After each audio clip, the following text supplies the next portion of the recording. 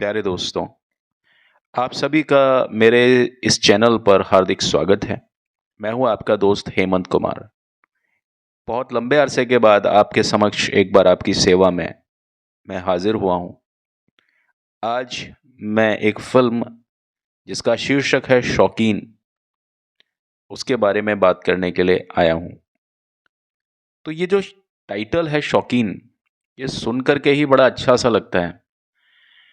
लेकिन क्या आपको मालूम है इस फिल्म के नाम से दो फिल्में बन चुकी हैं। एक फ़िल्म तो आई थी 2014 में, 2014 में, द शौकीन के नाम से। और वो फ़िल्म इनफैक्ट रीमेक थी शौकीन फ़िल्म की, जो कि आई थी सन 1982, 1982 में। दोनों की कहानी में कितना फ़र्क था, कितनी समानताएं थीं, आज मैं इसी विषय पर आपसे बात करने आया हूं। तो सन 1982 में जो फ़िल्म बनी थी शौकीन, उसका निर्देशन किया था बासु चटर्जी साहब ने। और इसका जो ट्रीटमेंट था फ़िल्म का बड़ा ही सरल था, बड़ा ही यथार्थवाद था, जिसको हम बोलते हैं रियलिस्टिक था। और वो जितनी भी बातें जो बताते हैं, अपनी मजबूरियां बताते हैं, बड़े मासूमियत के साथ में। जो कैरेक्टर्स हैं अपनी अपनी मजबूरियां, परेशानियां बताते हैं, वो एक रियल इफेक्ट के साथ में है। उसमें कहीं भी कोई बनावट नहीं लगती। जो भी दर्शक हैं जो उस फिल्म को देखते हैं, उन सारी बातों के साथ में खुद को जुड़ा हुआ महसूस करते हैं, हाईली कनेक्टेड पाते हैं। हर सीन में जो कैरेक्टर्स हैं, जो भी कोई काम करते हैं, वो दर्शक इस बात को मानते हैं कि ऐसा हो सकता है और ऐसा किसी के साथ भी हो सकता है, ऐसा हमारे साथ भी हो सकता है। तो गहरे में समर्पण को ये बात, ये फिल्म दर्शाती है। कहानी का जो प्रस्तुतिकरण है वो धीरे धीरे करके खुलता है, एकदम से एक्सपोज नहीं होता। और जो चीज़ धीरे धीरे करके आपके सामने आती है, उसका जो तिलिस्म है, उसका आकर्षण है, बहुत शानदार होता है। और ये चीज़ें हमें पुरानी फिल्मों में एक ठहराव के साथ में महसूस होती हैं। इसमें कोई बुरा मानने वाली बात नहीं है, लेकिन ये पुरानी फिल्मों का एक क्वालिटी होती थी, जो कि उन फिल्मों को अत्यंत आकर्षक बनाती थी। और जिसकी वजह से चरित्रों की जो मासूमियत होती है, इनमें कैरेक्टर जो थे, उनमें जो इनोसेंस का जो एक भाव नज़र आता है, उनकी जटिलताओं को समझने का हमें अवसर मिलता है इस कारण से। और अगर हम बात करते हैं बासु चटर्जी की, तो वो एक ऐसे निर्देशक रहे हैं जिन्होंने रिश्तों पर बहुत अच्छी अच्छी फिल्में बनाई हैं और ठहराव को दिखाया है। ठहराव को दिखाने का जो एक टेक्निक है, वो हर निर्देशक नहीं जान सकता, लेकिन बासु चटर्जी ने फिल्मों को बहुत कम बजट के साथ में इतना शानदार तरीके से प्रस्तुत किया है कि मैं ज़्यादा कुछ नहीं कह सकता। ये सिर्फ देखने पर ही महसूस होती। तो बासु चटर्जी ने बिना किसी आवश्यक ग्लैमर के, चमक चांदनी के, बिना किसी एक्स्ट्रा ड्रामा के, बुजुर्गों के जो छोटे छोटे जो ह्यूमर्स हैं, उन पलों को बड़ी ही संजीदगी के साथ पेश किया है। और उसकी तुलना में अगर हम सन 2014 में जो फिल्म आई थी, इसी फिल्म का रीमेक, यानी 1982 की शौकीन का जो रीमेक थी, वो थी द शौकीन, 2014 में जो हुई थी, मैंने आपको बताया। उस रीमेक में ये था कि उसका एक तो निर्देशन जो था वो बासु चटर्जी ने नहीं किया था। उसका निर्देशन किया था टीके राजीव कुमार ने।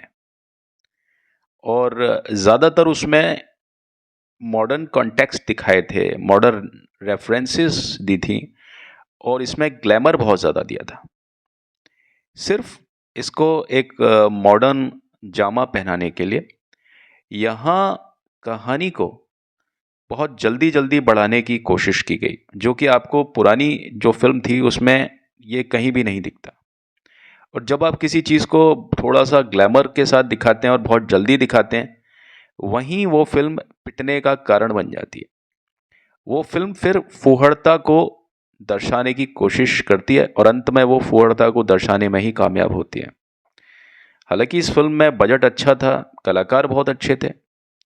ये कहानी जो है वो जल्दी जल्दी आगे बढ़ाने के कोशिश में दर्शकों को जुड़ने का, आपस में कनेक्ट करने का मौका मतलब नहीं मिला इस फिल्म को।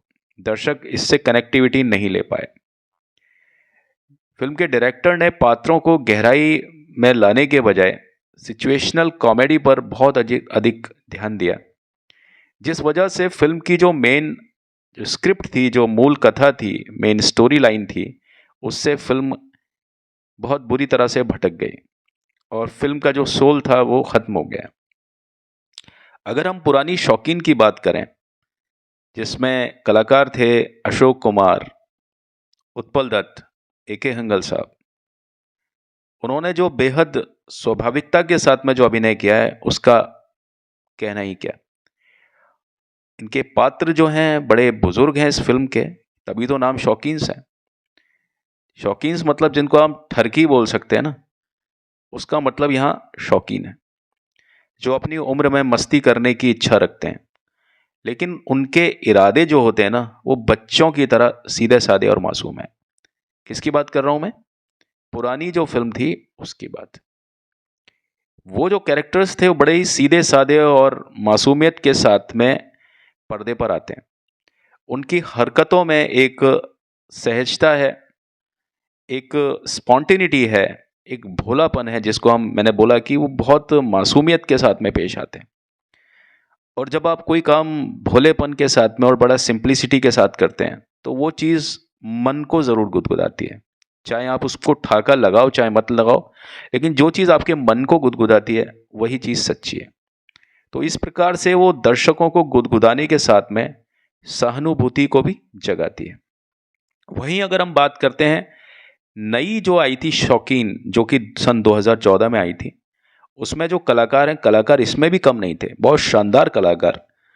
परेश रावल, अन्नू कपूर, अनुपम खेर, ये जो कलाकार हैं इनका लेवल आप जानते हैं कितना ज़बरदस्त लेवल है। लेकिन इन अच्छे कलाकारों के होते हुए भी इस फिल्म में ओवर एक्टिंग ही ज़्यादा दिखाई दी है, क्योंकि इस अच्छा कलाकार भी क्या करेगा, जब आप किसी चीज़ को इम्पोज करेंगे, जो चीज़ पैदा नहीं हो सकती सीन में, लेकिन आप उसको ज़बरदस्ती उस चीज़ को पैदा करने की कोशिश करेंगे। सिचुएशनल कॉमेडी बनती नहीं है सीन्स में, लेकिन फिर भी अगर आप चलती हुई कहानी में ज़बरदस्ती सिचुएशनल कॉमेडी डालने की कोशिश करेंगे तो अच्छे से अच्छा एक्टर भी जो एक्टिंग करेगा तो ऐसा ही लगेगा जैसे कि वो ओवर एक्टिंग कर रहा है। तो इस वजह से इनके जो कैरेक्टर्स हैं, ये चरित्र हैं, उनमें वो मासूमियत नज़र नहीं आती जो कि पुरानी फिल्म में हमें देखने को मिलती थी। उनके इरादे और उनकी हरकतें कहीं कहीं अतिरंजित लगती हैं, ऐसा लगता है कि ओवर एक्टिंग कर रहे हैं। इतना ज़्यादा होता नहीं है सिचुएशन में, लेकिन जितना ज़्यादा दिखाया जा रहा है। इस वजह से वो ऑडियंस के साथ में, ऑडियंस तो नेचुरल होते हैं ना, उनके साथ में वो वास्तविक रूप से अपना एक कनेक्टिविटी, एक जुड़ाव स्थापित नहीं कर पाते। उनके किरदारों की जो उम्र के हिसाब से उनकी हरकतें भी कई बार रियलिटी से बिल्कुल अलग लगती हैं। हमें मालूम चलता है कि ये झूठी और बनावटी चीज़ है। अगर हम ह्यूमर टेक्निक को देखें, उसके स्टाइल को देखें, मैनरिज्म को देखें, तो 1982 की जो फिल्म थी शौकीन, वो फिल्म जो थी उसमें हास्य था, बड़ा सरल था और बहुत ज़्यादा एक स्कॉलिस्टिक बुद्धिमत्ता से परिपूर्ण, जहां आप ठाका मारने की बजाय आप जहां मुस्कुरा करके रह जाओ और जो बात आपके अंतर मन को गुदगुदाए, वही असली हास्य है। बाकी हंसा तो भौंडी और गंदी चीज़ों पर भी जा सकता है। तो बिना ज़्यादा ड्रामा बनाए ये फिल्म अपने स्तर पर बहुत अच्छी रही। यह फिल्म हल्के फुल्के पलों के ज़रिए हंसाने में बहुत ज़्यादा सफल रहती है। यह हास्य इतना ज़्यादा मैच्योर है, मैं 1982 की फिल्म की बात कर रहा हूँ, बहुत ज़्यादा मैच्योर इसका हास्य है और चरित्रों के स्वभाव से यह पैदा होता है। उनके जो एटिकेट्स हैं, उनके जो नेचर है, उसकी वजह से वो फिल्म हमें हंसाने पर मजबूर करती है। उसमें कोई सिचुएशनल कॉमेडी नाम की कोई ऐसी चीज़ नहीं है जो लगता है कि ज़बरदस्ती में डाली है। फिल्म को उसकी ज़रूरत महसूस नहीं है लेकिन उसके बावजूद डालिए ऐसी कोई बात सन 1982 की फिल्म शौकीन में नजर नहीं आती। अगर हम बासु चटर्जी साहब की बात करें तो वो कॉमेडी में और ट्रेजेडी में पूरी तरह से पारंगत हैं। अब देखिए उनके कई फिल्म्स में जिसमें ट्रेजेडी आ जाती है, अचानक से ऐसा सीन होता है सीरियस नोट पर, वहां पर भी वो फिल्म के साथ में पूरी तरह से न्याय करते हैं। ऐसा ही इस फिल्म में भी एक दो जगह पर है।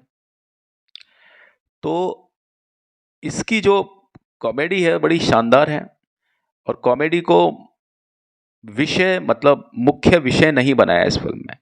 ऐसा नहीं बनाया कि फिल्म को कॉमिकल बनाने के अंदाज में फिल्म बनाई है।